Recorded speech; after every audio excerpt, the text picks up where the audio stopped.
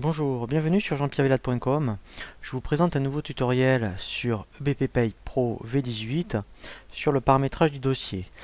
Là, nous allons voir la deuxième étape pour la création d'un dossier. Une fois qu'on est allé dans le menu Dossier, Propriété, l'étape suivante est de bien créer ce qu'on appelle la banque et tous les organismes pour qu'ensuite on les rattache bien au niveau des préférences, au niveau de l'onglet URSSAF.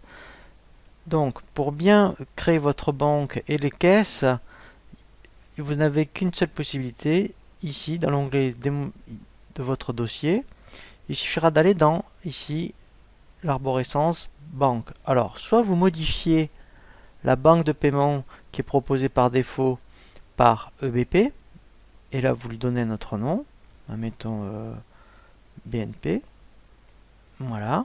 Et là, vous mettez donc votre RIB, l'adresse de votre banque, et par contre, très important, le journal de banque que vous utilisez et le compte bancaire, puisqu'après, effectivement, si vous faites des virements, vous pourrez en plus transférer directement en EBP Compta ou un autre logiciel, puisqu'on peut générer aussi les écritures en TXT, directement dans votre logiciel de comptabilité.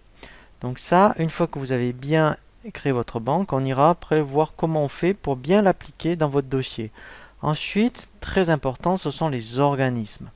Donc là, on va commencer par l'organisme URSSAF. Donc par défaut, en fait, il existe un organisme URSSAF.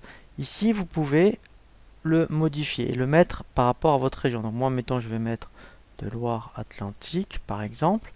Là, je pourrais très bien mettre ensuite ici les coordonnées de l'URSSAF de Nantes. Alors par contre ici, très important, puisque c'est une mention obligatoire sur le bulletin de paye, c'est le numéro d'affiliation de votre URSSAF qui normalement est sur 18 positions. Donc là, il faut vraiment l'indiquer puisque ça s'affiche sur le bulletin de paye. Ensuite, ce qui est très important, si vous faites un transfert en comptabilité, c'est ici, vous allez pouvoir indiquer vos codes comptables, à la fois pour le compte de la classe 4 et les comptes de charge. Donc